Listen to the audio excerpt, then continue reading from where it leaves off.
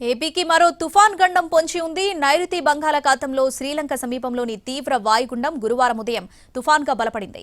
ఇది గురువారం సాయంత్రానికి శ్రీలంకకు 20 కిలోమీటర్లు, పుదుచ్చేరికి 520, చెన్నైకి 620 కిలోమీటర్ల దూరంలో కేంద్రీకృతమైంది.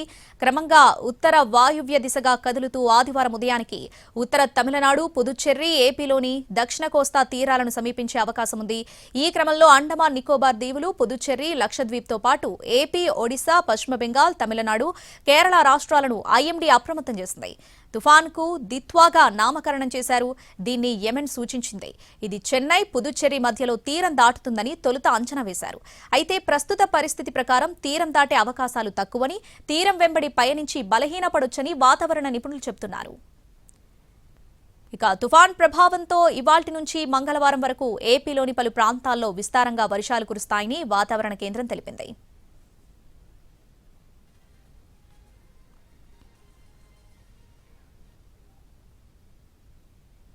శనివారం కొన్ని జిల్లాలకు ఆరెంజ్, ఆదివారం కొన్ని జిల్లాలకు రెడ్ అలర్ట్ జారీ చేసింది.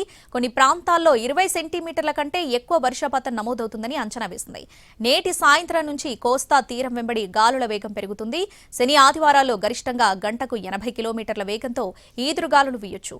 విశాఖపట్నం, మచిలీపట్నం తదితర పోర్టుల్లో 2వ నెంబర్ హెచ్చరికలు జారీ అయ్యాయి.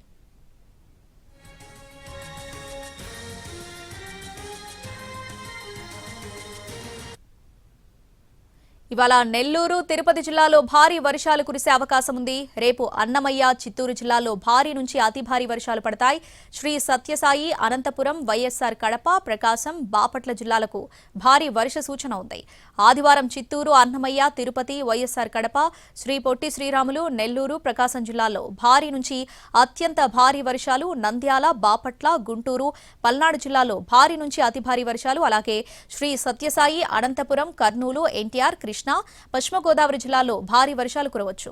ఇక సోమవారం కృష్ణా, ప్రకాశం, బాపట్ల, గుంటూరు జిల్లాల్లో భారీ నుంచి అతి భారీ వర్షాలు పడే అవకాశం ఉంది.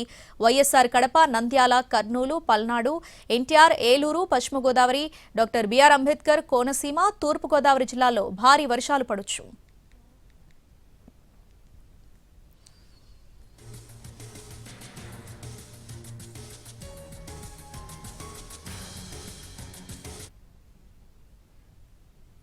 ఇవాళ సాయంత్రం నుంచి కోస్తా తీరం వెంబడి తీవ్ర గాలులు వీస్తాయని తెలిపింది. రేపు, ఎల్లుండి గంటకు 80 కిలోమీటర్ల వేగంతో ఈదురుగాలులు వీచే అవకాశం ఉంది. ఇప్పటికే విశాఖ, మచిలీపట్నం తదితర పోర్టుల్లో 2వ నెంబర్ హెచ్చరికలు జారీ అయ్యాయి.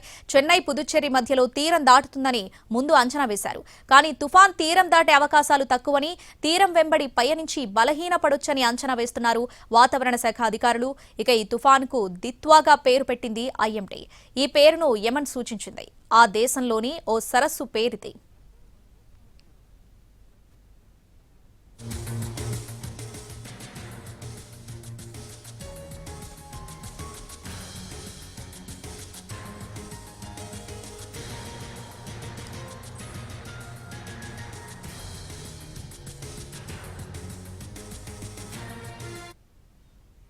రైట్, ఏపీలో దిత్వా తుఫాన్ ప్రభావానికి సంబంధించి పూర్తి అప్డేట్స్ మా ప్రతినిధి వైజాగ్ నుంచి రవిచంద్ర లైవ్ లో అందిస్తారు. రవిచంద్ర, ఈ తుఫాన్ ప్రభావం ఎంత మేరకు ఉండే అవకాశం ఉంది? ఏ జిల్లాలపై ఎక్కువగా ప్రభావం చూపుతుంది? డీటెయిల్స్ ఏంటి? శ్రావణి, దిత్వా తుఫాను ప్రస్తుతం దాని గమనం కానీ దాని అనిశ్చితిని తొలగించుకుంటూ ప్రయాణిస్తున్న మార్గాన్ని చూసినప్పుడు ఇది ఖచ్చితంగా తీవ్ర ప్రభావాన్ని చూపించే అవకాశం అయితే కనిపిస్తోంది. ప్రస్తుతం బంగాళాఖాతంలో తమిళనాడు, పుదుచ్చేరి తీరానికి ఆనుకొని క్రమేపీ బలపడుతోంది. ఇప్పటికున్న సమాచారం పుదుచ్చేరికి దక్షిణాగ్నేయంగా 430 కిలోమీటర్ల దూరంలో కేంద్రీకృతమవుతున్న దిత్వా తుఫాను మరింత బలపడే సూచనలు అయితే కనిపిస్తున్నాయి. గంటకు 10 కిలోమీటర్ల వేగంతో ప్రయాణిస్తూ ఇది తీరానికి సమీపంగా 30వ తారీఖు నాటికి చేరుకుంటుందని ఐఎండీ ఇప్పటికే అంచనా వేసింది. అయితే క్రమేపీ బలపడే సమయంలో దీని తీవ్రత ఏ మేరకు పెరుగుతుందనేది ఇప్పుడు అంచనా వేయాల్సిన అవసరం ఉంటుంది. తీరం వెంబడి బలమైన ఈదురుగాలులతో కూడిన వర్షాలు ఈ రోజు నుంచి ప్రారంభం కాబోతున్నాయి.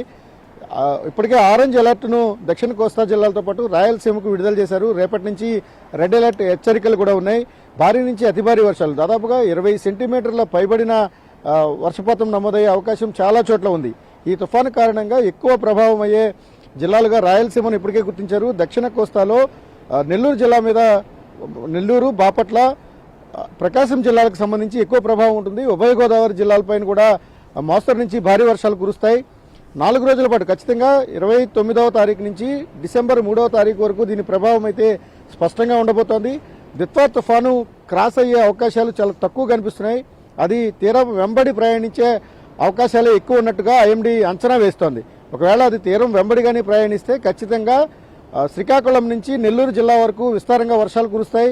ఇది చాలా కీలకమైన సమయం, రైతులకు కావచ్చు లేకపోతే ప్రకృతి పరంగా ఇది చాలా కీలకమైన సమయం కాబట్టి అప్రమత్తంగా ఉండాల్సిన అవసరం ఉంటుంది. తీరం వెంబడి కదిలే సమయంలో గాలులతో పాటు బలమైన గాలులు ఉంటాయి. అలాగే వర్షాలు కూడా భారీ వర్షాలు నమోదయ్యే ప్రమాదం ఉంటుంది. ఇప్పటికే ఐఎండీ 5 రాష్ట్రాలను హెచ్చరించింది. ఒడిశా వరకు కూడా అప్రమత్తత ప్రకటిస్తూ వార్నింగ్స్ ఇస్తూ వస్తోంది.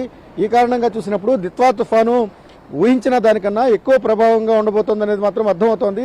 దీని తీవ్రత తీరానికి సమీపించే కొద్దీ, ప్రధానంగా ఆంధ్రప్రదేశ్ తీరానికి సమీపించే కొద్దీ దాని తీవ్రత ఎంత మేరకు ఉంటుందనే దాన్ని మరింత స్పష్టంగా ఐఎండీ చెప్పబోతోంది. ఇప్పటికి ఉన్న సమాచారం ప్రకారం ఖచ్చితంగా దిత్వా తుఫాన్ అయితే తీవ్ర ప్రభావంగా వస్తోంది. అది ఆంధ్రప్రదేశ్ పుదుచ్చేరి తీరం వైపే వేగంగా వస్తున్నట్టుగా మనం భావించాల్సిన అవసరం ఉంటుంది.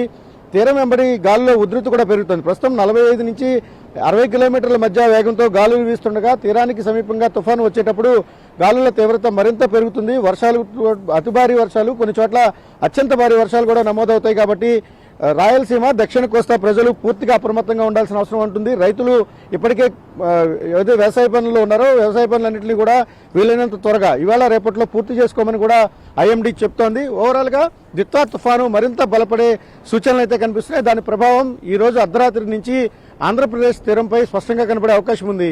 Shravani. Right Ravichandra, thanks for the updates.